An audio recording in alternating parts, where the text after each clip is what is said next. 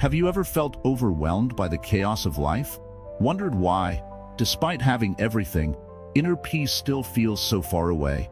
Or perhaps you found yourself stuck in patterns of stress, anxiety, or even physical pain, without understanding why. What if the answer to healing lies not outside of you but within?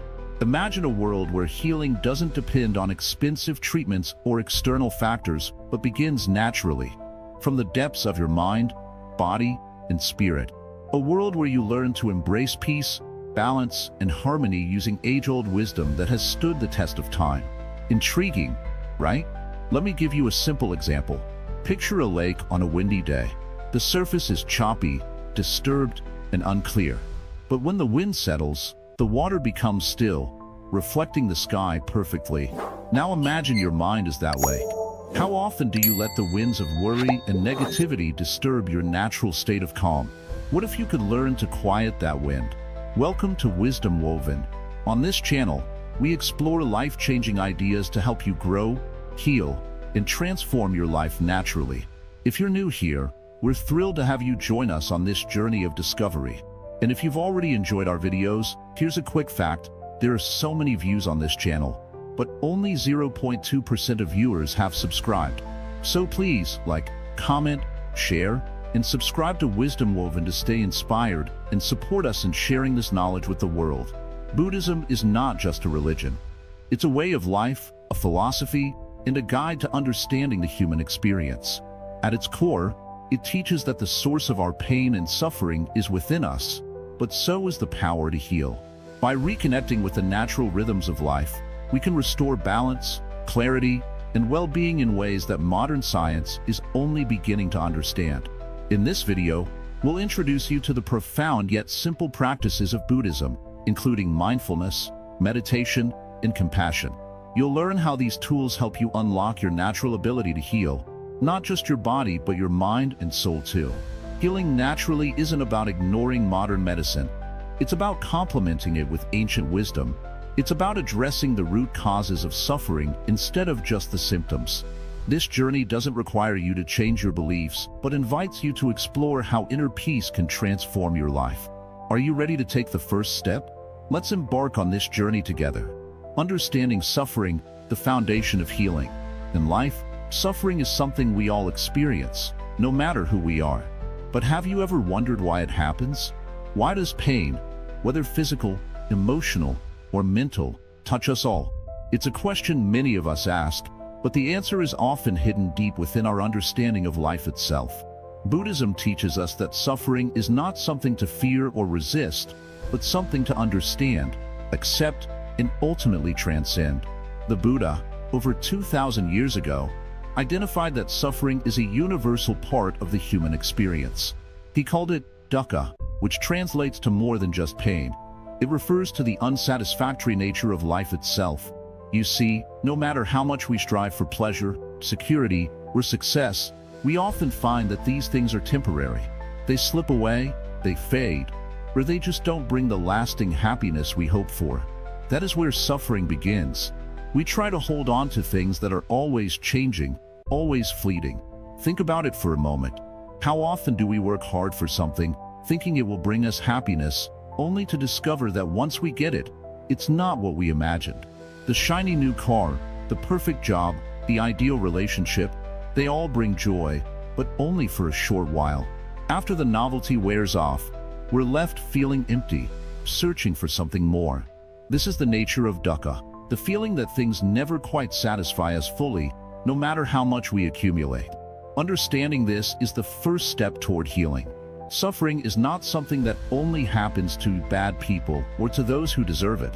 It's a fundamental part of being human, part of the world we live in. But when we accept suffering, when we acknowledge it as a natural part of life, we stop resisting it. And when we stop resisting it, we begin to find ways to heal. In Buddhism, the first noble truth is the truth of suffering, or dukkha. This truth doesn't tell us that life is all bad, but that life is imperfect, transient, and full of challenges. The Buddha's insight was that by truly understanding the nature of suffering, we can see how it arises, why it persists, and how it can eventually be overcome. So how does suffering arise? Buddhism teaches us that suffering is caused by desire, attachment, and ignorance. We desire things, comfort, security, pleasure, success, and when we don't get them, we suffer. But even when we do get them, we suffer because they're not permanent. The car breaks down, the job becomes stressful, and relationships change. The more we attach ourselves to these fleeting things, the more we suffer. This is not to say that we shouldn't enjoy life's pleasures, but the key is to understand that these pleasures are temporary. They are not the source of true happiness. When we let go of our attachment to these things, we free ourselves from the cycle of craving and dissatisfaction, and in doing so, we begin to heal. It's also important to understand that suffering is not always something external. Much of the pain we experience comes from within. Our minds create stories, beliefs, and emotions that bind us to our suffering. Fear, anger, jealousy, and resentment are all mental states that cause us harm. In Buddhism, we call this mental affliction, and it is one of the main sources of suffering. When we carry these negative emotions, we are not only harming ourselves but also others. Think about how anger clouds your judgment or how fear can paralyze you. These mental states distort reality and prevent us from seeing things clearly. They trap us in a cycle of pain and confusion. But here's the good news. Just as suffering arises from our desires and attachments, it can also be healed through mindfulness, awareness, and wisdom. By understanding the true nature of suffering, we can begin to untangle ourselves from the mental knots that cause pain. We can begin to see our desires and attachments for what they are, temporary, fleeting, and not worth clinging to. The Buddha also taught us that suffering doesn't have to define us. In fact, it can be the doorway to enlightenment.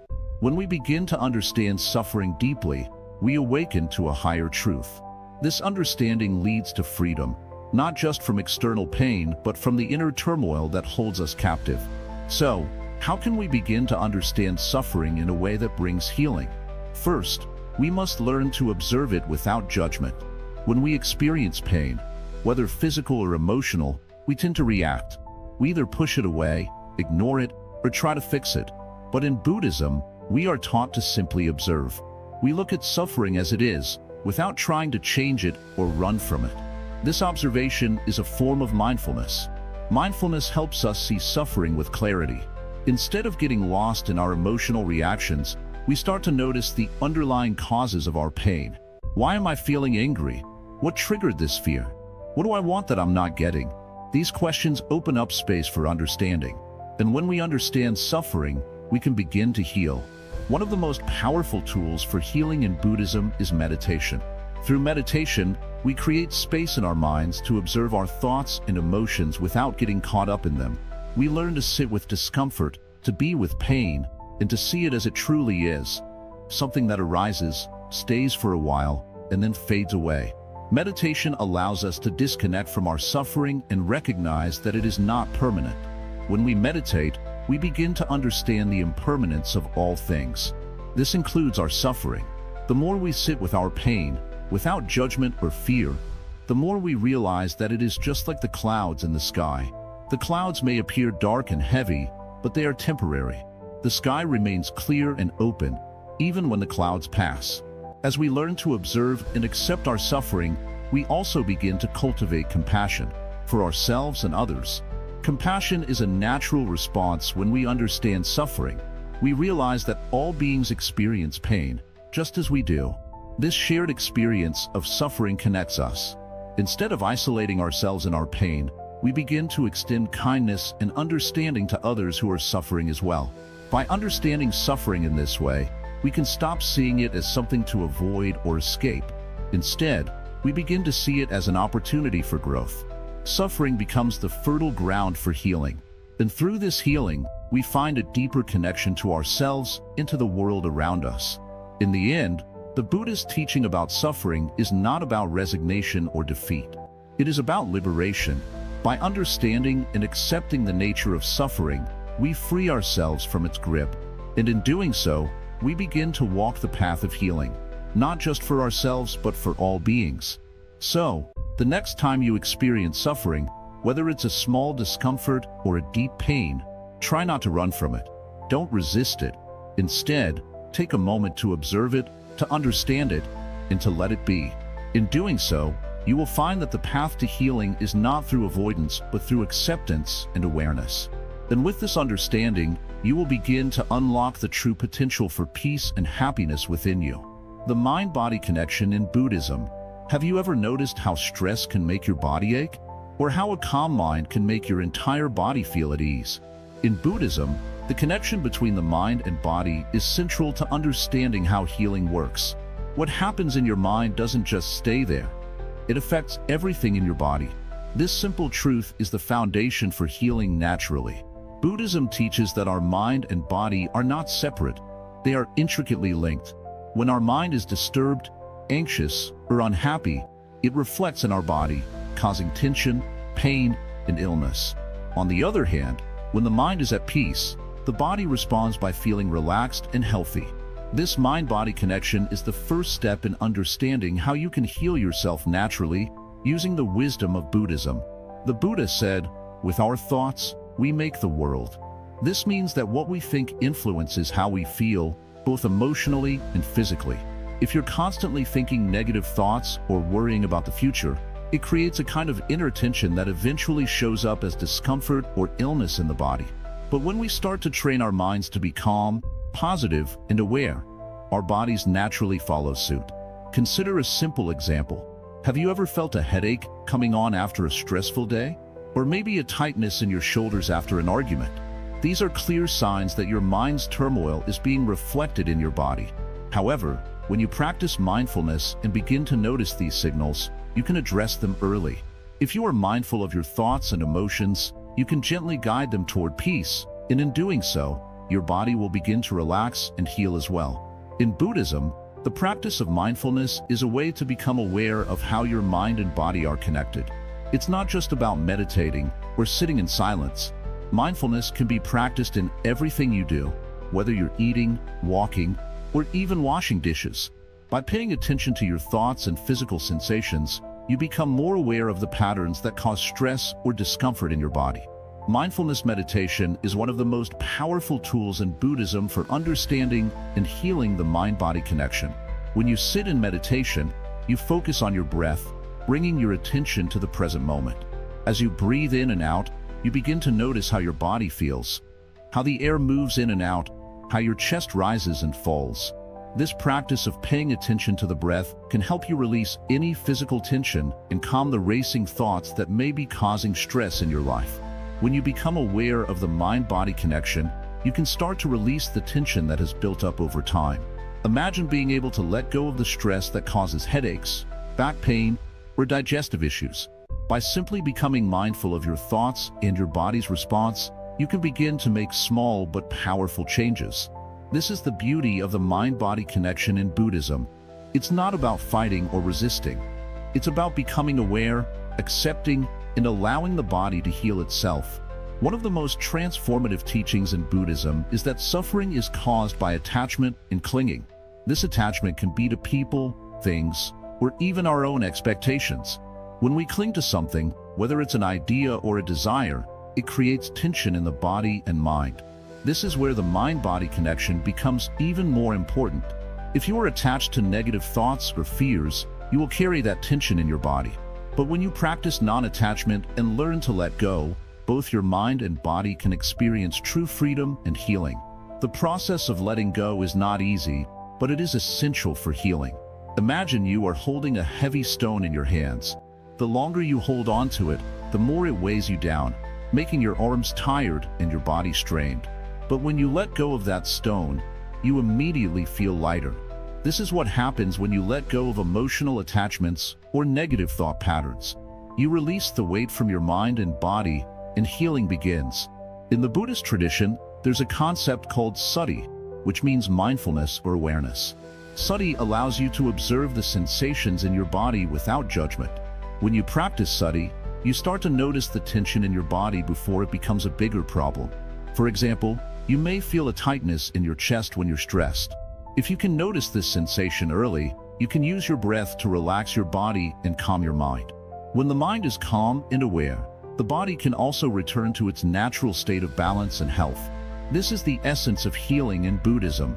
By cultivating mindfulness and awareness, you can bring peace to your mind and body. In doing so, you create the conditions for true healing to take place. Another powerful practice in Buddhism that connects the mind and body is the concept of loving kindness, or metta. Loving kindness is the practice of extending love and compassion toward yourself and others. When you practice loving kindness, you are not only calming your mind but also nourishing your body. Research has shown that when we engage in acts of kindness, whether toward ourselves or others, it triggers the release of positive hormones like oxytocin, which promotes relaxation and healing. Loving kindness meditation involves silently repeating phrases like, "May I be happy," "May I be healthy," "May I be at peace." As you do this, you create a sense of warmth and compassion in your heart. This practice can reduce the physical effects of stress, lower blood pressure, and improve your overall health. The mind and body work together to create a peaceful, healing environment. In Buddhism, the mind-body connection is not just about self-care. It's about understanding that we are all interconnected. The Buddha taught that everything in the universe is interconnected, and this includes the mind, body, and spirit. Our thoughts and actions ripple out and affect not only our own well-being but the well-being of others as well. This interconnectedness teaches us that healing is not just about fixing ourselves in isolation. It's about recognizing our place in the larger web of life. When we heal ourselves, we contribute to the healing of the world around us. This is why the mind-body connection in Buddhism is so powerful. It's not just about personal healing. It's about collective healing, creating a world where everyone can experience peace and harmony. So, how can you begin to strengthen the mind-body connection in your own life? Start by practicing mindfulness in your everyday activities.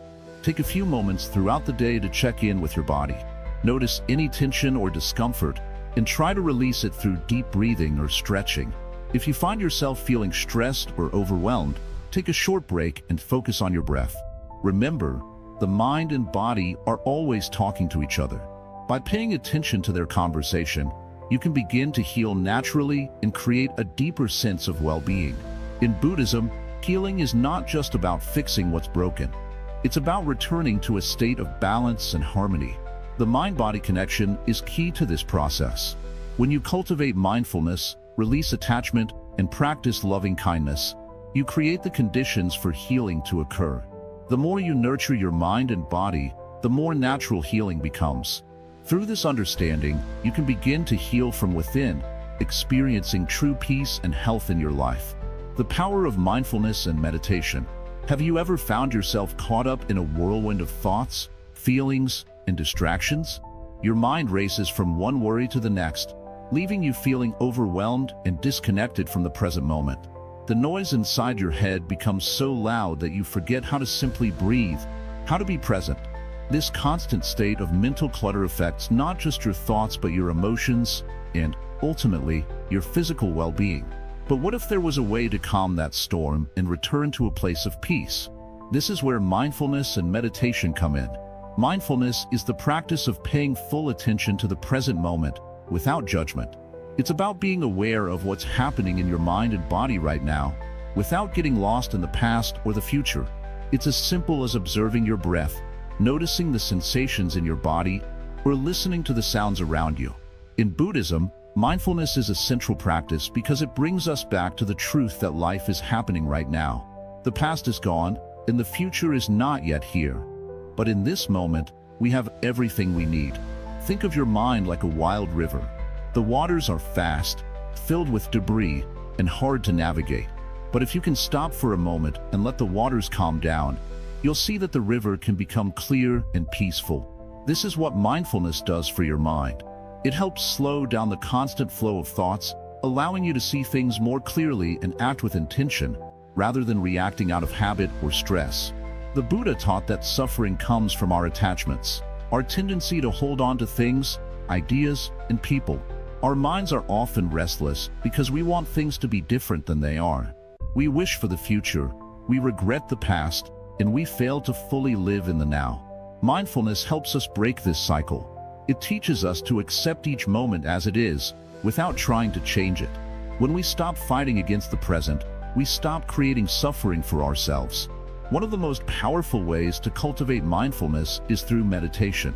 Meditation is the practice of sitting quietly and focusing your attention. It's like taking a break from the constant chatter of the mind.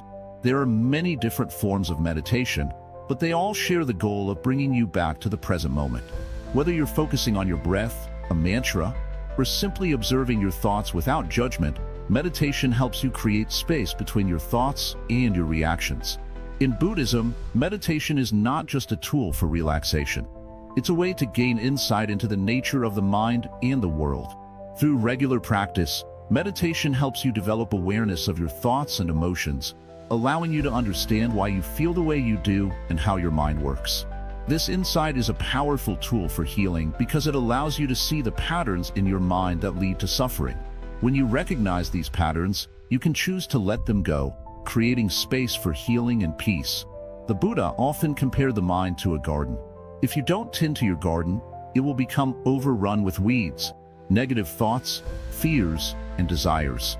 But if you cultivate mindfulness and meditation, you begin to weed the garden of your mind.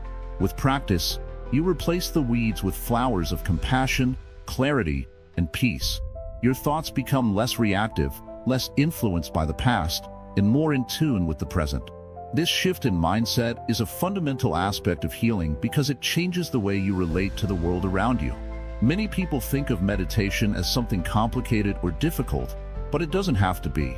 You don't need to sit for hours in silence or follow strict rules. You can start with just a few minutes each day, sitting comfortably and focusing on your breath. If your mind wanders, that's okay.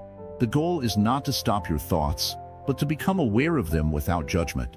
With time, you'll begin to notice how your mind slows down and how much more peaceful you feel. Mindfulness and meditation can also have profound effects on your body. When you are stressed, your body tightens up, your muscles tense, your heart rate increases, and your breath becomes shallow. But when you practice mindfulness, you begin to notice these physical sensations, allowing you to release tension and relax. This can lead to a reduction in stress-related conditions like headaches, back pain, and fatigue. It's a way to bring your body back into balance, just as it brings your mind back into focus. The beauty of mindfulness and meditation is that they can be practiced anywhere. You don't need a special place or time. You can practice mindfulness while walking, eating, or even washing dishes. The key is to bring your full attention to the present moment, no matter what you're doing. This simple practice can transform even the most mundane tasks into moments of peace and connection. By making mindfulness a part of your daily life, you create a continuous thread of calm that runs through everything you do. In Buddhism, there's a saying, when the mind is calm, the body heals. This is because our mental state directly affects our physical health. When we're stressed or anxious, our bodies release chemicals that can harm our health. But when we're calm and centered, our bodies can heal more effectively. Mindfulness and meditation help create this calm, allowing our bodies to repair and restore themselves naturally. The practice of mindfulness also helps us connect with the deeper, spiritual aspects of life. When we're present, we become more aware of the interconnectedness of all things. We see that our thoughts, words, and actions have an impact on the world around us. This awareness fosters a sense of compassion, not just for ourselves, but for others as well. As we become more mindful, we begin to see the world with clearer eyes, realizing that we are all part of the same interconnected web of life. One of the key benefits of mindfulness is that it helps you break free from negative thought patterns. Have you ever noticed how easy it is to get stuck in a loop of worry or self-doubt? You think about one negative thing, and before you know it, your mind is racing with all the worst-case scenarios. This is where mindfulness comes in. It helps you break the cycle by bringing your focus back to the present. Instead of getting caught up in negative thinking, you can observe your thoughts without becoming attached to them. This shift in perspective helps you let go of unnecessary stress and find peace in the moment. Another powerful aspect of mindfulness is its ability to help you develop emotional resilience. Life is full of challenges, loss, disappointment, failure, but mindfulness teaches you how to respond to these challenges with calm and clarity. Instead of reacting impulsively or emotionally, mindfulness gives you the space to pause, reflect, and choose your response. This allows you to handle difficult situations with a sense of equanimity, rather than getting caught up in the emotional turbulence. Meditation, when practiced regularly, also helps improve focus and concentration. In today's fast-paced world, it's easy to feel distracted and scattered. Meditation trains your mind to focus on one thing at a time, helping you develop the ability to concentrate deeply and stay present. This not only improves your productivity, but also enhances your ability to experience life more fully. Whether you're working, spending time with loved ones, or enjoying nature, mindfulness allows you to be truly present in each moment. By practicing mindfulness and meditation, you create a solid foundation for healing, both mentally and physically. You begin to see life through a lens of clarity and compassion, helping you release old habits, heal emotional wounds, and restore balance to your mind and body. With each breath, each moment of awareness, you move closer to the natural state of peace and well-being that is your true nature. This journey may not be easy, and it may not happen overnight, but with consistent practice, mindfulness and meditation can lead to profound healing. As you cultivate awareness, compassion, and patience, you will begin to notice a shift in your life. You will heal not just from the outside, but from within. And as you heal, you'll find that the world around you begins to heal too. Embracing compassion for self-healing.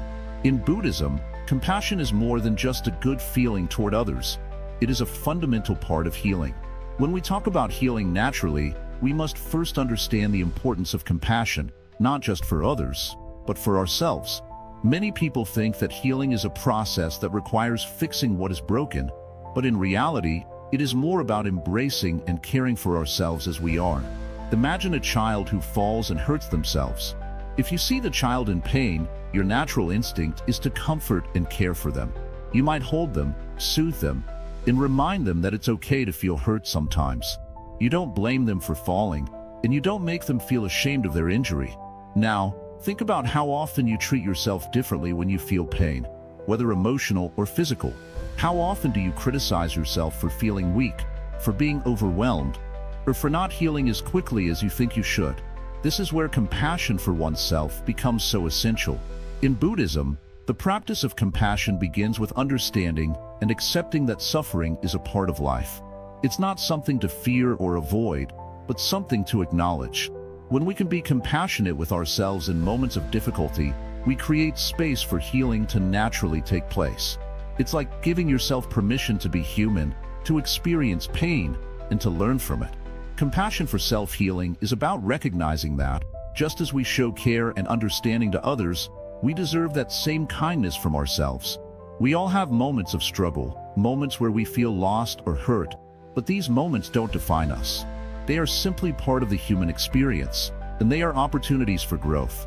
When you show yourself compassion, you are not ignoring your problems, but you are treating them with the gentleness and understanding they need in order to heal. Many of us have been conditioned to push through pain, to ignore emotional wounds, and to keep moving forward without taking the time to rest and heal. In our busy world, we are often taught that to be strong, we must endure, hide our weaknesses, and keep going no matter what. But this approach doesn't allow for true healing. It only prolongs our suffering. Buddhism teaches us that true strength lies in our ability to pause, to reflect, and to treat ourselves with kindness. When we can be gentle with our pain and approach it with a compassionate heart, we give ourselves the space to heal. It's like tending to a garden. If a plant is sick, you don't force it to grow faster or push it to produce flowers immediately. You give it water, sunlight, and the care it needs to heal at its own pace. The same is true for your mind and body. This practice of self-compassion doesn't mean that you ignore your emotions or try to suppress them. On the contrary, it means that you allow yourself to feel them fully without judgment. When you are sad, let yourself be sad. When you are angry, feel that anger without shame. Compassion means allowing yourself to experience these emotions without labeling them as bad or wrong. They are simply feelings, and by accepting them, you release their power over you. One of the most powerful tools in Buddhism for cultivating self-compassion is the practice of loving-kindness meditation, or metta. This simple practice helps you send love and kindness to yourself, as well as to others. It starts with directing loving kindness toward yourself by repeating phrases like, "May I be happy," "May I be healthy," "May I be at peace." This might feel awkward at first, especially if you're not used to speaking kindly to yourself, but over time, this practice begins to shift the way you see yourself. As you repeat these phrases, try to imagine the warmth of love and kindness filling your body and mind. Visualize this loving energy flowing through every cell of your being, healing the wounds of your heart and bringing peace to your mind. With each repetition, you send yourself the message that you are worthy of love and care, just as you are. It's important to note that self-compassion is not the same as self-pity. Self-pity keeps us stuck in the cycle of suffering, while self-compassion allows us to move through pain with awareness and love. When we pity ourselves, we focus on how much we are suffering. But when we practice self-compassion, we acknowledge the suffering without becoming consumed by it. We recognize that suffering is temporary, and with time and care, we can heal. In addition to loving kindness meditation, Buddhist teachings also emphasize the importance of patience in the healing process. Healing is not something that happens overnight. It's a journey, and like any journey, it requires time. Patience is an act of self-compassion. When you are patient with yourself, you allow the healing process to unfold naturally without rushing or forcing it. Buddhism also teaches the concept of non-attachment, which can be incredibly helpful in self-healing. Non-attachment means not clinging to our pain or identifying with it. We often attach to our suffering, thinking that it defines us. But by practicing non-attachment, we can begin to see that pain is just a temporary experience, not a permanent part of who we are. This detachment from our pain helps us approach healing with a lighter heart, free from the burden of clinging to our wounds. When you show yourself compassion, you also begin to see the world around you through the lens of compassion. It's like a ripple effect. As you heal and soften toward yourself, you naturally extend that same kindness to others. You become more patient, understanding, and supportive, not only to yourself but to the people in your life. This creates a circle of compassion that can spread throughout your community, creating a more peaceful and loving environment for everyone. Another important aspect of self-compassion in Buddhism is understanding the impermanence of all things. In life, everything is constantly changing. Our thoughts, emotions, and physical conditions are in a state of constant flux. When you experience pain or discomfort, it's easy to believe that it will last forever. But Buddhism teaches us that nothing is permanent. Just as the seasons change, so too will your pain and suffering. Understanding this impermanence gives us hope and perspective, allowing us to trust that healing is possible. Self-compassion also encourages us to let go of the need for perfection. In a world that constantly pushes us to do more, be more, and achieve more, it's easy to fall into the trap of perfectionism. But perfection is not the goal of healing. The goal is to be whole, to be present with ourselves, and to embrace both our strengths and our weaknesses. When we let go of the need to be perfect, we open ourselves to true healing. As we embrace compassion for ourselves, we begin to break free from the patterns that keep us stuck in suffering. We no longer need to punish ourselves for our mistakes or judge ourselves harshly for our pain. Instead, we can treat ourselves with the same love, care, and respect that we would offer a dear friend. This practice of self-compassion is the foundation for healing, growth, and transformation. In summary, embracing compassion for yourself is one of the most powerful ways to heal naturally. It's about treating yourself with kindness, accepting your pain without judgment, and allowing yourself to heal at your own pace. When you practice self-compassion, you create a fertile ground for peace and healing to grow. By embracing this wisdom from Buddhism, you not only heal yourself but also contribute to healing the world around you. The Four Noble Truths, a blueprint for wellness. When we talk about healing, one of the most profound teachings in Buddhism is the understanding of suffering and how to overcome it. To begin this journey, we must first acknowledge that healing starts with knowing the truth about our pain. The Buddhist teachings give us a roadmap, a clear path to understand and end our suffering. This path is known as the Four Noble Truths. These truths are not just a religious idea but a practical guide for anyone looking to heal, live a peaceful life, and find lasting happiness. The first noble truth, the truth of suffering. We all face suffering. It's a universal experience that no one is exempt from. It might come in different forms: physical pain, emotional distress, dissatisfaction, or even just the feeling that something is missing in life. The Buddha called this dukkha, which translates as suffering or unsatisfactoriness. It's the feeling that even when things seem fine, something feels off, like a vague sense of discomfort.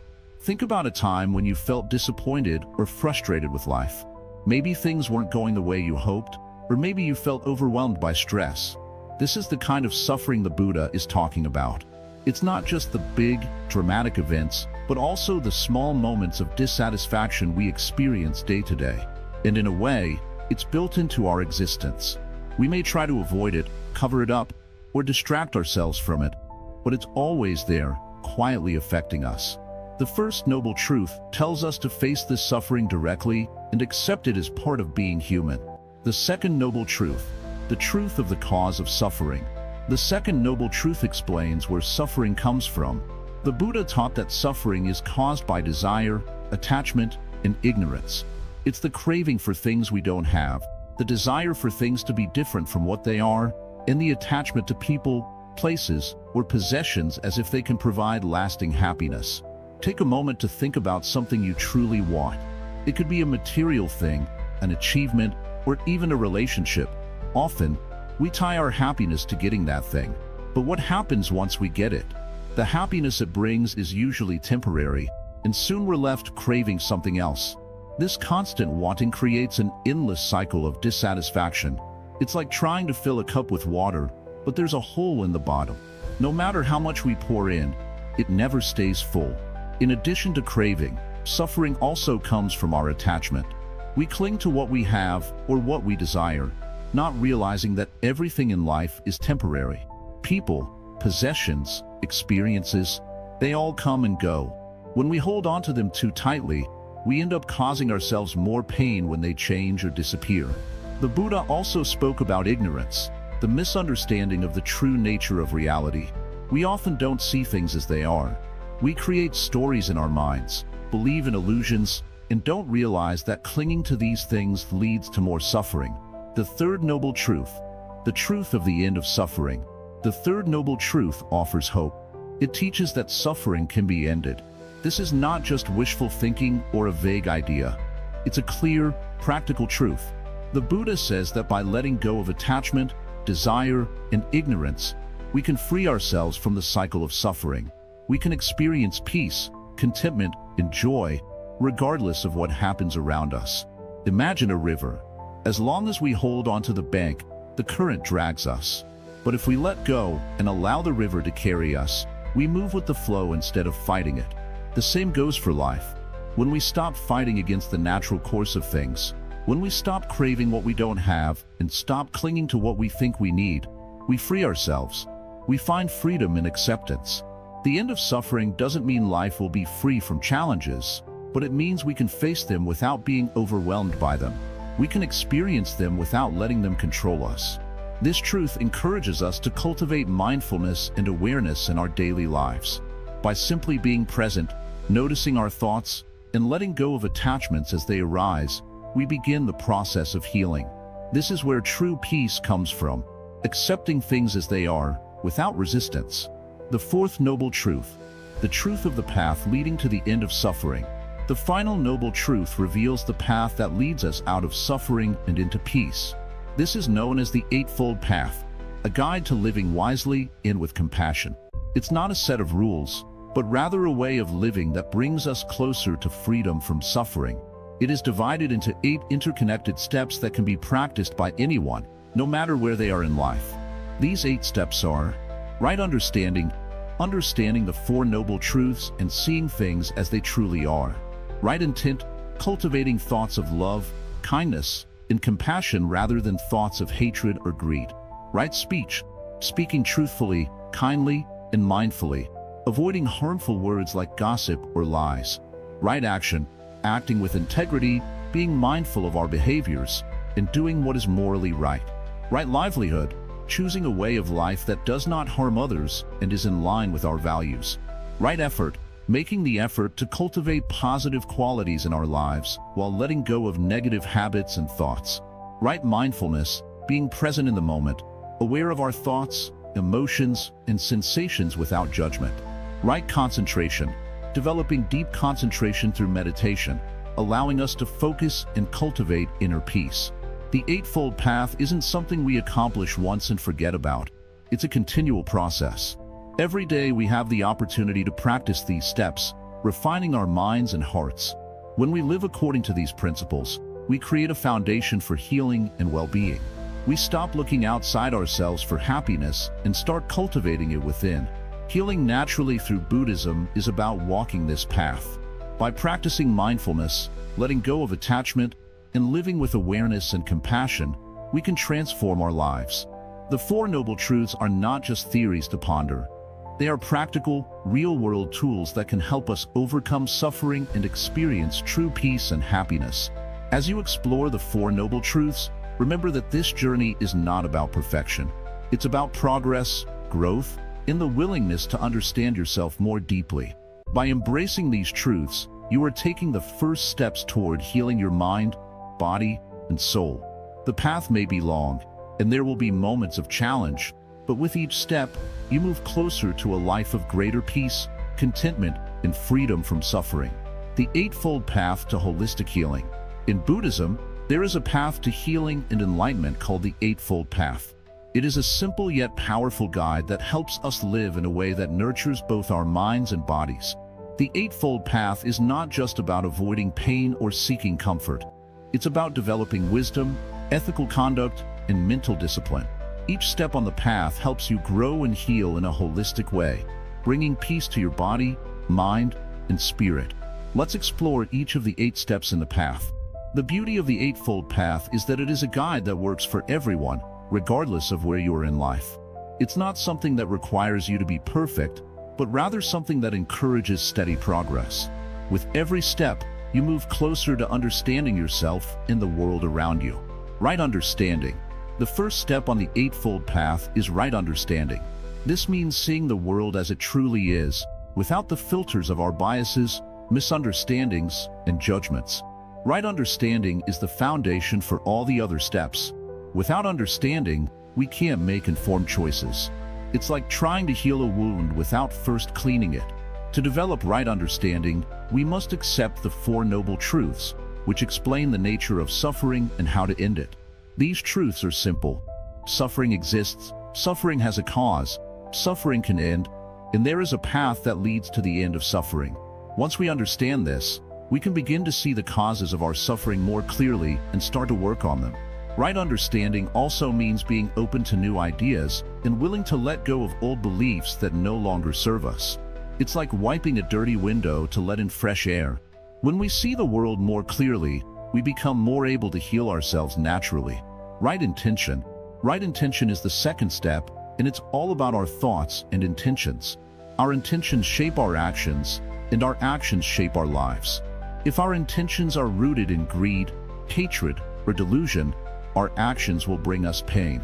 But if our intentions are rooted in kindness, compassion, and wisdom, our actions will lead to healing and peace. Right intention doesn't just mean thinking positive thoughts. It's about cultivating a deep, sincere desire to live in harmony with others and with ourselves. It's about wanting to relieve suffering, not just for ourselves but for all beings. When we make this our intention, we are naturally drawn toward healing and growth. Right speech. Right speech is about using words in ways that are kind, truthful, and helpful. Our words have immense power to heal or hurt, to build or destroy. When we speak with truth and compassion, we create an environment that fosters healing. On the other hand, harsh, false, or divisive speech can create tension, anxiety, and pain. To practice right speech, we must first be aware of the impact our words have on others. This means thinking before we speak, making sure that what we say is not only true but also useful and beneficial. Speaking with kindness and honesty brings peace, both to others and to ourselves.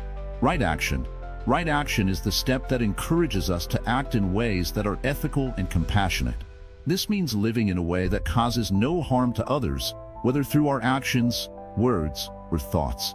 Right action is about aligning our behavior with our values and making choices that promote healing. In practical terms, right action might look like avoiding harmful substances, treating others with respect, and living in harmony with nature. It's about taking responsibility for our actions and recognizing how they affect the world around us. When we live with integrity, our actions contribute to the healing of ourselves and others. Right livelihood. Right livelihood is the fifth step, and it's about choosing a path that sustains us in a way that is ethical and fulfilling. Our work is not just a way to make money. It's a way to express who we are and contribute to the world. If our work is harmful to others or the environment, it will create stress and conflict. Right livelihood means finding a career or profession that aligns with our values, that benefits both ourselves and the larger community. It's about making sure that our work is a source of peace and growth, not just for us, but for those we interact with. When we choose right livelihood, we create harmony in our work and in our lives. Right effort. Right effort is the sixth step, and it's all about putting in the right kind of effort to improve ourselves. It's not about striving or forcing things to happen, but about cultivating patience and persistence. Right effort is about making small, consistent changes that gradually lead to healing and growth. Right effort also means avoiding laziness or complacency. We all have the capacity to heal and grow, but it requires effort and attention. However, this effort should be balanced. We don't need to burn ourselves out. It's about putting in the right amount of effort at the right time, without pushing ourselves too hard. Right mindfulness. Right mindfulness is the seventh step, and it's one of the most important practices for natural healing. Mindfulness is the practice of being fully present in the moment, without judgment. When we are mindful, we are aware of our thoughts, emotions, and physical sensations without reacting to them. This awareness allows us to heal because we stop being controlled by unconscious patterns of thought and behavior. Mindfulness is like a mirror. It helps us see ourselves clearly. When we practice mindfulness, we can observe our thoughts and feelings without getting caught up in them. This awareness helps us let go of negative emotions, heal past wounds, and create space for peace and joy. Right concentration. The final step on the Eightfold Path is right concentration. Right concentration refers to the practice of focusing the mind in a way that leads to deep meditation and inner peace. This concentration allows us to quiet the constant chatter of the mind and connect with a deeper sense of clarity and calm. Through practices like meditation, we learn to focus our minds on the present moment. As we become more concentrated, we are able to let go of distractions and anxieties. This clarity helps us see the true nature of our thoughts, emotions, and experiences, leading to deeper healing and understanding. When we practice the Eightfold Path, we create a foundation for healing that goes beyond just treating symptoms. It's a holistic approach that nurtures all aspects of our being, our minds, bodies, and spirits. By following this path, we can experience lasting peace, balance, and well-being.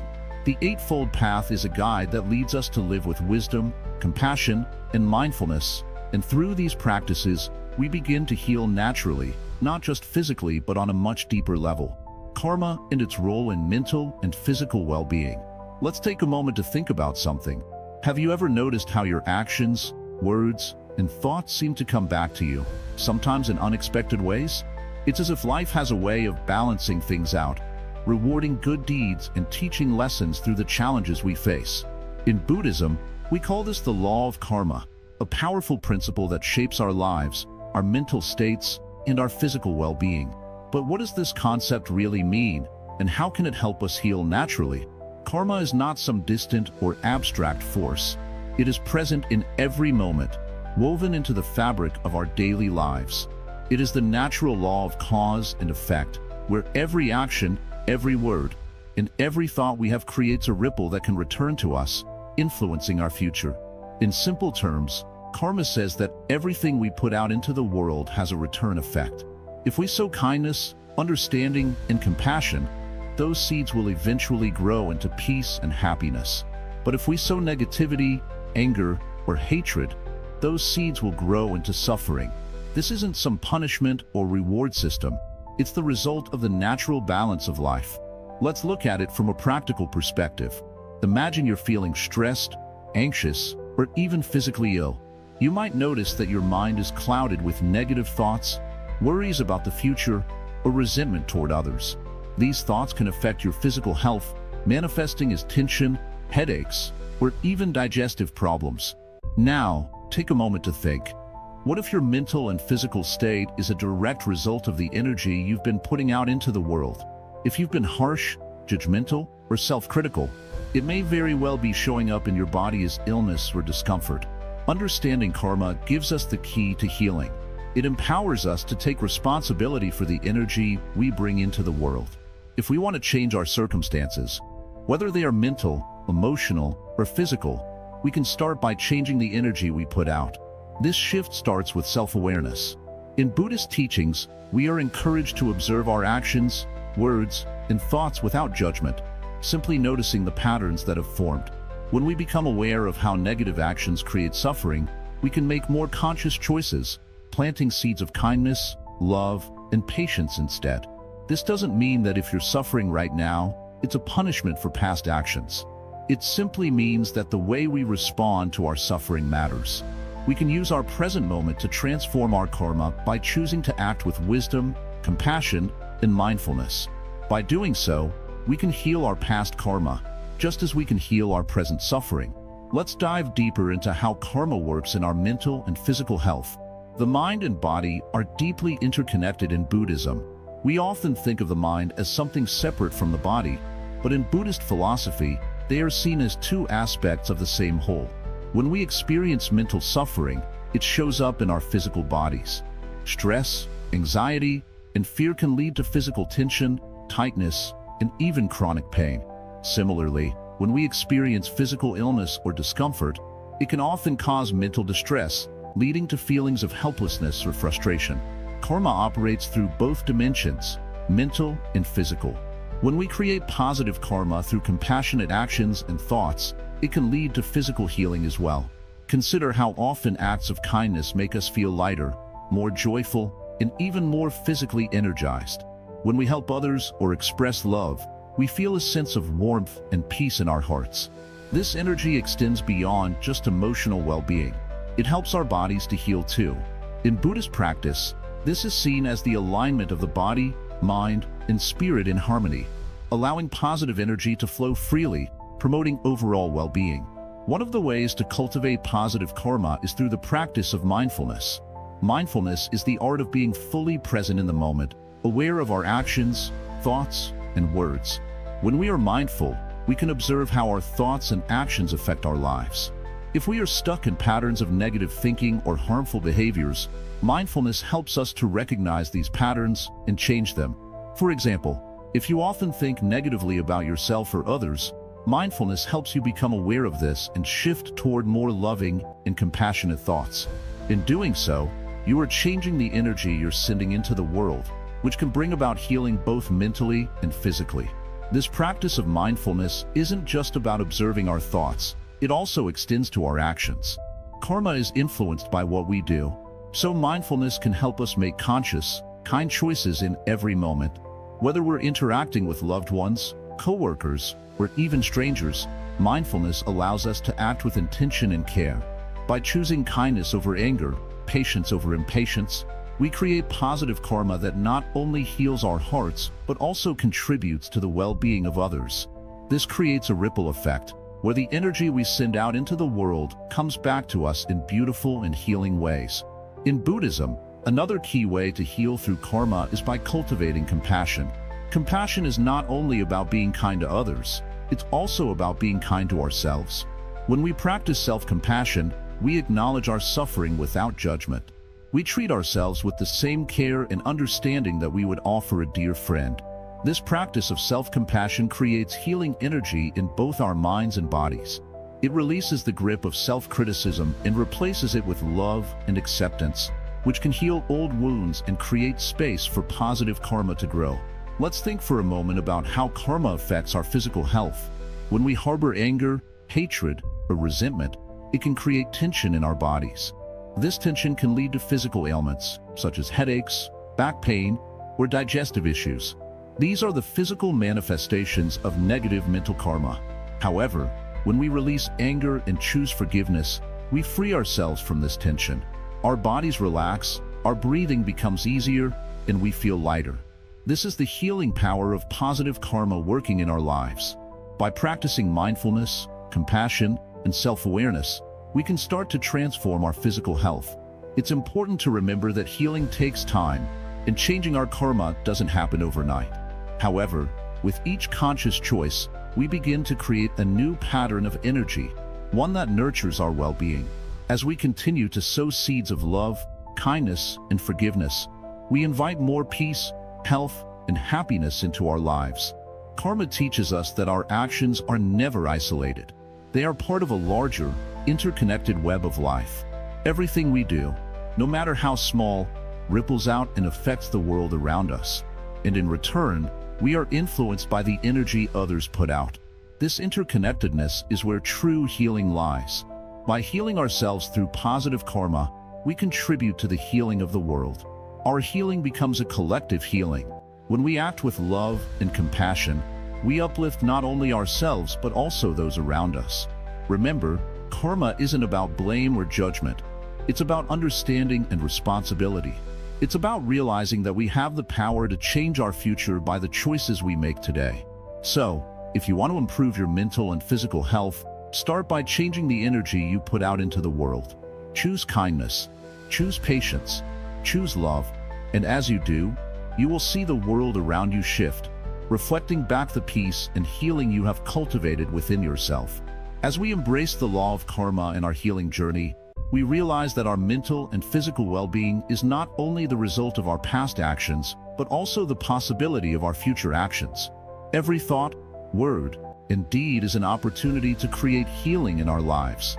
The more we practice mindfulness, compassion, and positive action, the more we cultivate a life filled with balance, peace, and good health. Healing, after all, is not just about eliminating pain. It's about creating a life where peace and happiness can thrive naturally. By understanding karma, we open the door to that possibility. Through mindful action, compassionate thought, and self-awareness, we can transform our lives and the lives of those around us, creating a ripple of healing that spreads far and wide. Detachment, letting go to heal. In life, we often cling to things, people, possessions, thoughts, and even our own identities, believing they give us comfort or security. But what if holding on to all these attachments is the very thing that keeps us stuck in a cycle of suffering? What if the secret to true healing lies in letting go? Imagine a tree that holds on tightly to every leaf, even after the season changes. The leaves begin to wilt, turning brown, and weigh the tree down. In holding on, the tree misses the opportunity to let new growth emerge. But when the tree lets go of those old leaves, it creates space for fresh, vibrant ones to grow. Similarly, by letting go of attachments, we create space in our lives for renewal and healing. This concept of detachment is central in Buddhism. It teaches that attachment, whether to material possessions, relationships, or even thoughts and emotions, creates suffering. Why? Because everything in life is impermanent. Things change, people change, our emotions change. But when we cling to them, believing they should remain unchanged, we set ourselves up for disappointment, frustration, and pain. But here's the paradox.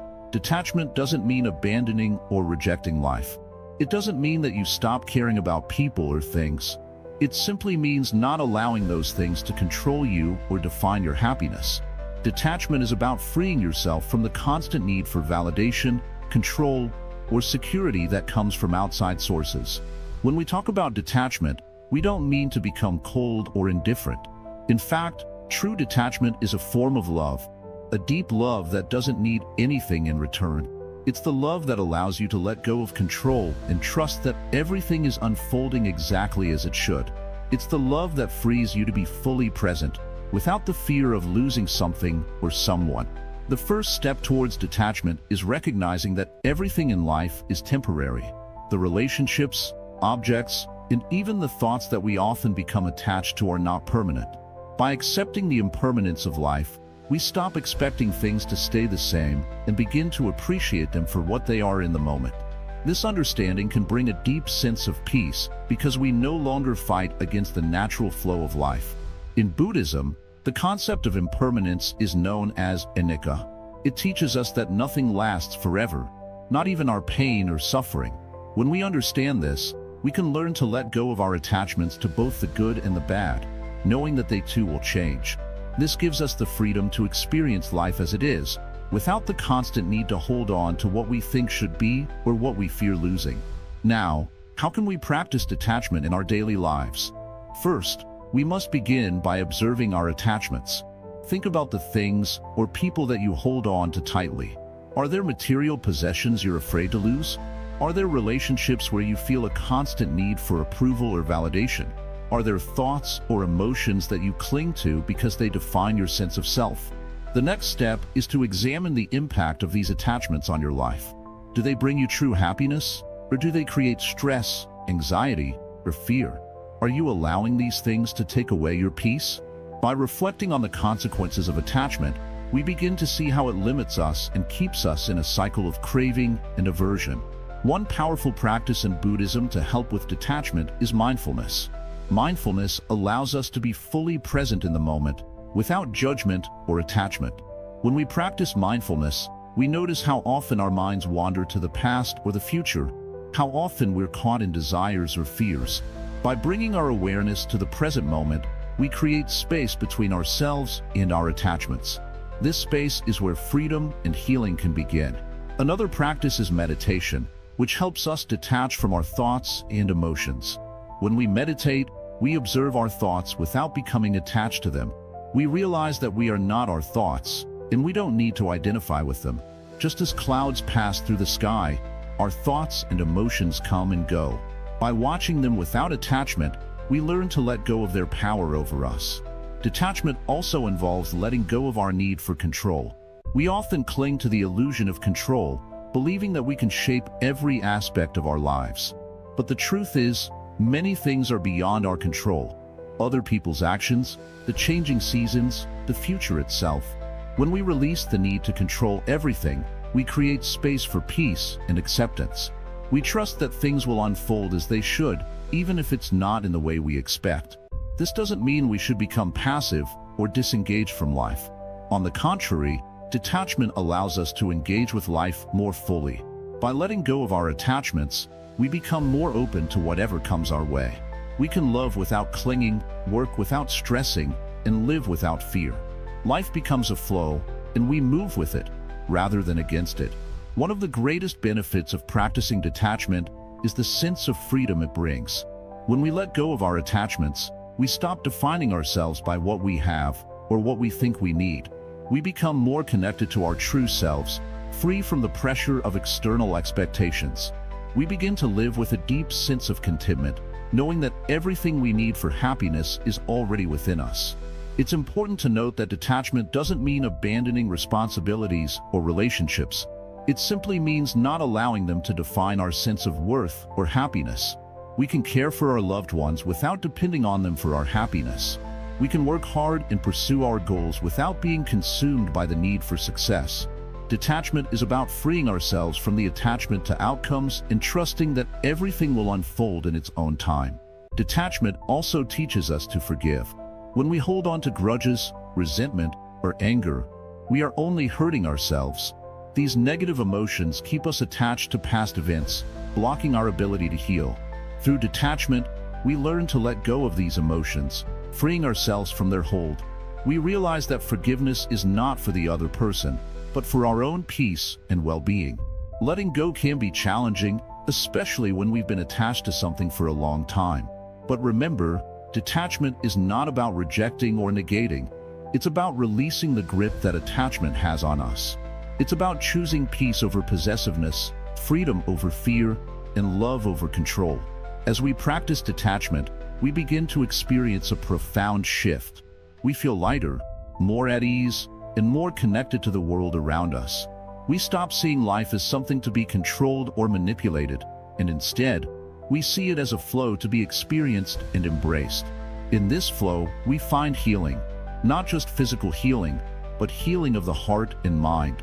Detachment is not an end goal, but a journey. It's a practice that we can cultivate each day, in each moment. By learning to let go, we open ourselves to new possibilities, new growth, and new healing. And in this process, we rediscover our true nature, peaceful, free, and full of love. So, as you go through your day, ask yourself, What am I holding on to? What do I need to let go of in order to heal? Take a moment to reflect and trust that as you release your attachments, healing will begin. This is the path of detachment, the path of true freedom, and it is the path to your deepest healing.